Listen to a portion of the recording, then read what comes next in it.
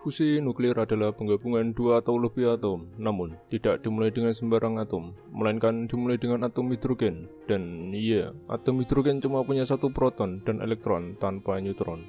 Seperti yang Anda semua tahu, sebenarnya elektron tidak diajak dalam fusi nuklir ataupun fisi nuklir, karena cuma nukleus yang berperan penting. Jika atom dipercepat atau dipanaskan, maka elektron bisa terlepas dari orbitnya. Terlepasnya elektron dari nukleus ini akan merubah muatan atom, dan proses ini bisa disebut dengan ionisasi. Dan kumpulan atom-atom yang terionisasi ini bisa disebut dengan plasma. Dan dalam keadaan plasma inilah fusi nuklir bisa terjadi. Setelah saya cari tahu lagi, pada keadaan biasa, inti atom hidrogen tidak bisa mendekat antara satu sama lain karena mereka punya muatan yang sama. Namun, jika mereka dipercepat, maka mereka bisa menghiraukan gaya tolak elektrostatis. Sehingga gaya nuklir antar kedua atom ini melebihi gaya tolak menolak mereka, dan pada titik tertentu mereka akan bergabung menjadi satu nuklei dan akan menghasilkan energi yang besar. Reaksi ini bisa disebut dengan reaksi fusi nuklir. Tergabungnya dua nuklei atom hidrogen ini akan menghasilkan nuklei atom deuterium, dan jika deuterium ini bertabrakan dan bergabung dengan nuklei hidrogen lain, maka mereka akan menghasilkan helium-3. Dan jika helium-3 ini bertabrakan dan bergabung dengan helium-3 lainnya, maka mereka akan menghasilkan helium-4 dan beberapa nuklei hidrogen lainnya. Dan nuklei hidrogen ini juga bisa bertabrakan dan bergabung dengan nuklei hidrogen lainnya, dan reaksi berantai ini akan terus terjadi untuk menghasilkan energi yang besar, dengan helium-4 sebagai produk hasil fusi nuklir. Reaksi fusi semacam ini biasa terjadi di bintang. Bintang punya lingkungan yang tepat untuk terjadinya reaksi fusi nuklir. Bintang terbuat dari gas dengan massa yang besar, dan karena massa yang besar, gas-gas itu dipadatkan oleh gravitasi, sehingga meningkatkan tekanan dan juga suhunya. Sebenarnya, inti dari reaksi fusi adalah suhu, tekanan, dan kepadatan plasma yang terjaga. Dan ya, sebenarnya bintang cuma gumpalan plasma raksasa. Karena menghasilkan energi yang besar, para ilmuwan bereksperimen untuk menghasilkan reaksi fusi di bumi. Para ilmuwan menggunakan deuterium dan tritium yang merupakan isotop dari hidrogen. Isotop merupakan varian lain dari atom, namun punya jumlah neutron yang berbeda. Dan seperti yang Anda semua tahu, fusi nuklir menggunakan isotop atom dengan massa yang kecil, sedangkan fisi nuklir menggunakan isotop atom dengan massa yang besar. Dan reaksi fusi antara deuterium dan tritium ini akan menghasilkan helium dan juga neutron. Setelah saya cari tahu lagi, ilmuwan bereksperimen dengan reaksi fusi melalui dua cara. Yang pertama adalah dengan menggunakan reaktor tipe inertial confinement. Para ilmuwan menaruh pelet berbahan gas deuterium dan tritium yang diselimuti oleh deuterium dan tritium padat yang berada di dalam kapsul dengan diameter 2 mm yang akan diletakkan di wadah yang disebut hole round. Beberapa laser akan ditembakkan ke dinding hole round yang akan memancarkan gelombang X-ray, dan gelombang X-ray ini akan memadatkan sekaligus memanaskan pelet. Karena dipadatkan dan juga sekaligus dipanaskan, maka akan memicu reaksi fusi pada gas deuterium dan tritium agar menghasilkan helium. Dan energi yang besar akan dihasilkan. Dan cara kedua adalah dengan menggunakan reaktor tipe magnetic field confinement, di mana pada dasarnya reaktor tipe ini adalah memposisikan plasma dengan menggunakan medan magnet agar suhu dan kepadatan plasma bisa terjaga.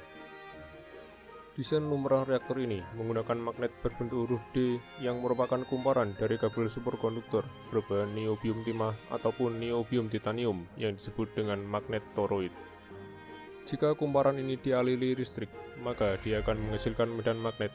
Arus listrik akan menghasilkan medan magnet jika dialirkan ke konduktor. Kumparan ini akan disusun di sekeliling ruang reaktor, dan gas deuterium dan tritium akan dialirkan ke ruang reaktor. Alat bernama neutral beam injector akan membantu proses ionisasi dengan menembakkan partikel netral ke dalam ruang reaktor. Jika gas-gas deuterium-tritium sudah terionisasi, maka medan magnet dari kumparan toroid ini akan mempercepat pergerakan gas-gas deuterium-tritium sehingga mereka berubah menjadi plasma. Untuk mempercepat reaksi fusi, para ilmuwan menaruh kumparan tambahan di tengah reaktor yang disebut dengan kumparan solenoid. Jika kumparan-kumparan solenoid ini dialiri listrik, maka dia akan menghasilkan medan magnet. Medan magnet dari kumparan solenoid akan menginduksi plasma sehingga menghasilkan aliran listrik, dan juga untuk memanaskan plasma untuk mempercepat reaksi fusi. Namun, jika plasma ini menyebar ke dinding reaktor, maka plasma ini tidak akan dapat mempertahankan panasnya. Dan untuk menanggulangi itu, para ilmuwan menaruh kumparan tambahan yang disebut dengan kumparan poloid. Medan magnet dari kumparan ini akan menjauhkan plasma dari dinding reaktor. Untuk membantu mempercepat proses fusi, dibutuhkan alat tambahan. Mereka akan menembakkan gelombang elektromagnetik frekuensi tinggi ke plasma untuk meningkatkan suhu di plasma. Induksi listrik dari kumparan solenoid, tembakan partikel netral, dan juga tembakan gelombang elektromagnetik ini adalah beberapa cara untuk meningkatkan suhu plasma agar reaksi fusi bisa tercapai. Jika kestabilan suhu dan bentuk plasma bisa terjaga, maka diharapkan reaksi fusi terjadi dan menghasilkan helium dan juga energi yang besar. Keunggulan reaktor fusi adalah energi yang dihasilkan jauh lebih besar daripada reaksi fisi, sekitar 4 kali lipat lebih besar, dan jika ada kegagalan dalam reaktor fusi tidak akan menyebarkan zat radioaktif ke lingkungan sekitar, karena reaksi fusi perlu keadaan yang terjaga. Meskipun begitu, sejauh rangkuman ini dibuat, belum ada reaktor fusi yang mampu menghasilkan energi untuk menghasilkan listrik komersial.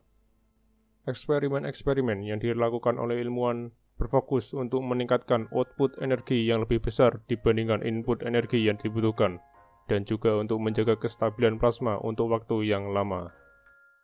Beberapa pencapaian reaksi fusi sejauh ini adalah untuk tipe reaktor inertial confinement yang berada di National Ignition Facility di Amerika, dari 22 MJ energi laser yang ditembakkan, mereka bisa menghasilkan 3,4 MJ energi fusi.